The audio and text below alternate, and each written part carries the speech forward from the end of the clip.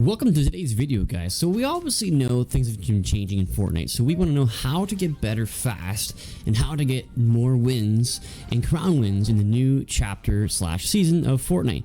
So this video footage is clearly going to be Master Chief. Does he get bot lobbies? Well, no, he doesn't get bot lobbies. So let's get right into it. So new season coming out, we obviously know we got lots of changes happening here, and some of the biggest things that you're going to notice are our movement items are gone.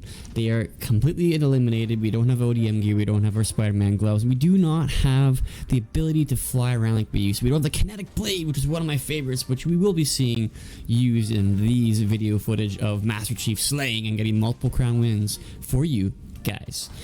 But however, we need to know about how do we get better now during this new season of Fortnite. Well, as of the very first day, we did have our red eye. So one of the very things we want to focus on is always your long distance shooting and engagements.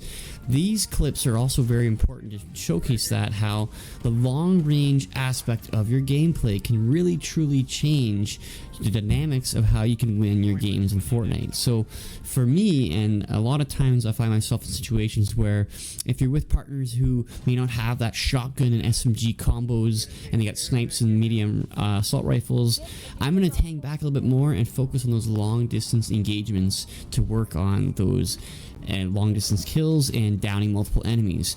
I've had many situations where I have high kill games and you go in there with your SMG and your shotgun and your kinetic blade trying to get those downs, and sometimes it doesn't take too much for someone else to get a good shotgun shot on you, and if they get a good shotgun shot on you and take you out, you're gone, and then you can't help your team get the win. So this little engagement here is a combat shotgun, me picking my high ground, using the distance to create that. This guy is clearly no idea what's happening with his pistol, but using the shotgun, creating my distance, downing a player, disengaging, re-engaging when I can, and then choosing that fight how I go. Because if I end up fighting 2 or 3 at once, even 4, and they have even somewhat of a decent shot, the SMG or the shotgun can really take you out and you lose your gauge. So we always want to focus on long distance engagements.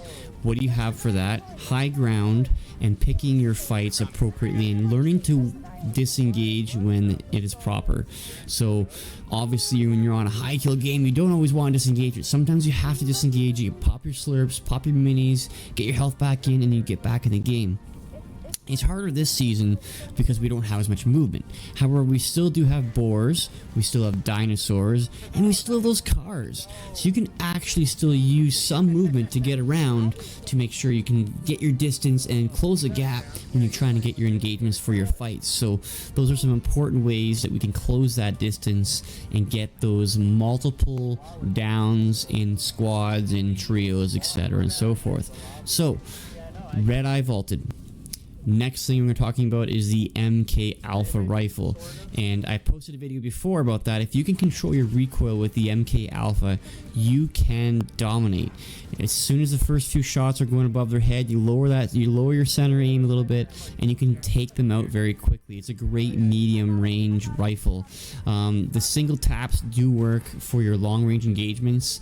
They're not as good as the red eye, for example, because it has a bit more recoil, has a faster rate of fire, but you can still get those good shots in and still get multiple damages on them, and you can have that. So I recommend for my new long range to have is the MK Alpha rifle. Next, we got to talk about the shotgun meta and what that looks like this season. So they vaulted a few versions of the Havoc. I have not seen the combat yet, and the accelerated mythic is still around. The heisted accelerated shotgun that still exists, and SMGs, the twin mag is gone, but they brought back the combat SMG as well. So looking at the shotguns, you know what? The drum shotgun is clearly a very, very easy, simple gun to use. Why don't just use it? It makes life very incredibly easy. If you miss a Havoc shotgun and you're trying to fight a medium and average player and they can hit their shot on you, you can get wiped pretty quickly.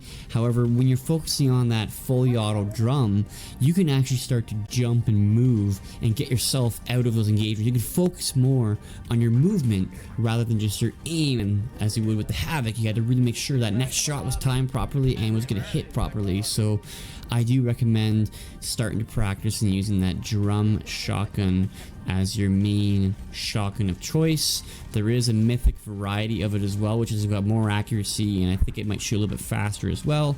So you want to make sure you grab that mythic island shotgun up there. And unlike last season where you get 4 different other variety weapons up on that floating island, now you have to go and grab only 2, so you'll have a team to fight over it. But if you can grab that, then that's good. With that being said, it comes to your more high class loot. You want to try to land where there's some new boss locations and where you get your key card to get your slurps. You're going to want to have your slurps. You're going to want to try and get some of those gold weapons off the rip. The FlapJack is another one that I have actually used to replace my SMGs. So the SMG choice, for me, it's none. For me, it is going to be the FlapJack, 45 round, medium to a little bit longer range, but also short range. Once you learn how to not ADS and use your speed of your rifle on that. Also, if you have parachuters flying by, using the FlapJack rifle, you can actually spread a lot of damage on them and work on taking them out while they're parachuting or jumping near or around you.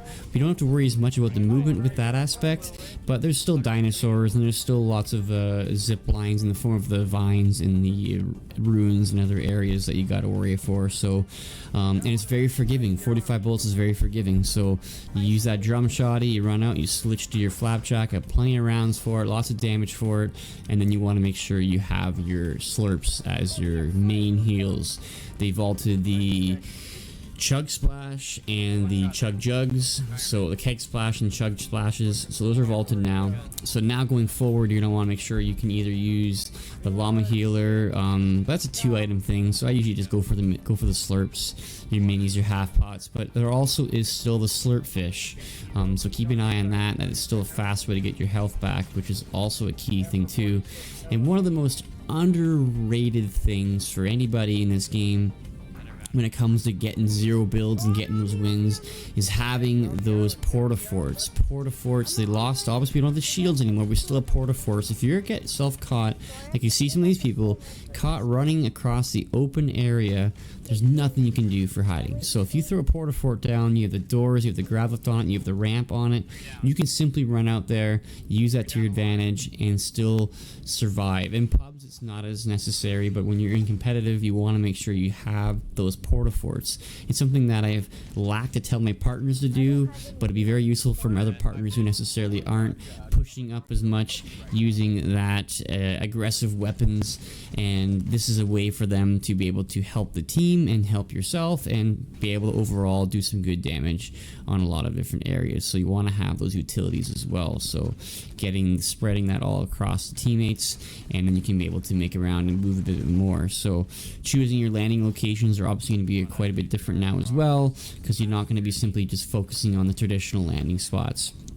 There's a lot of secrets still in this season of Fortnite to go through. There's still a lot of loot in the different rumble areas, and different areas have lots of different route. So we want to try to figure out what exactly that's going to do for us, because there is still a whole bunch of areas that we got to worry about and focus on. So sometimes the temples, for example, you have to provide a mythic or an advanced loot to get door access, but then you're going to get multiple blue chests that are going to help us in our obtaining our victory here. So sometimes you want to make sure we focus on some of that, and if we can do that, then we are off to the races with good loot off the very start. I don't have them all mastered yet and exactly where they are. There's still a different quests that we're doing and achieving to make ourselves more available and pushing forward, so that is also very important for us as well. Engaging your fights accordingly, making sure you have that good distance, having your proper loadouts, and you know what, I would actually recommend everybody to use some of these guns and use it in the different more creative modes, or even the real games. Just start grabbing those guns you're not used to using and trying them out. I've tried using the FlapJack as my main rifle. I've switched over to the MK Alpha.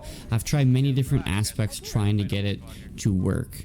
So that's something also to be aware of and to keep in your mind, in the back of your eyesight. So I'm hoping that the red versus blue, which is my best go-to for warming up and getting high kills and good experience too, because anytime you get experience, it's going to help for your battle pass as well.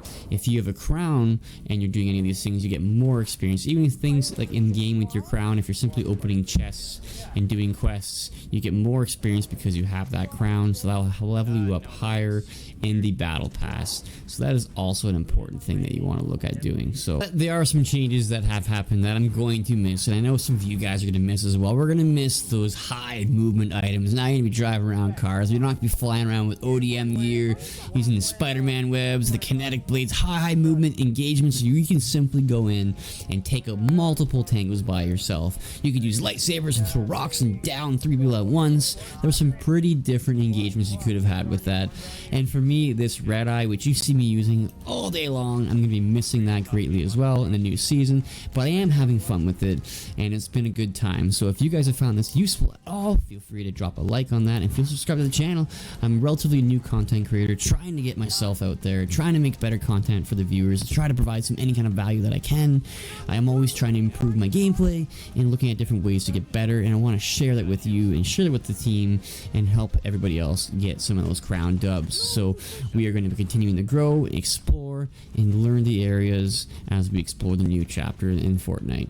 One other weapon that we did not discuss, which is the Cybertron weapon, which I usually use a lot for the splash effect. So it's good for multiple splash radius and hitting multiple targets, trying to hide behind boxes, hide behind trees. It takes out those pretty good as well.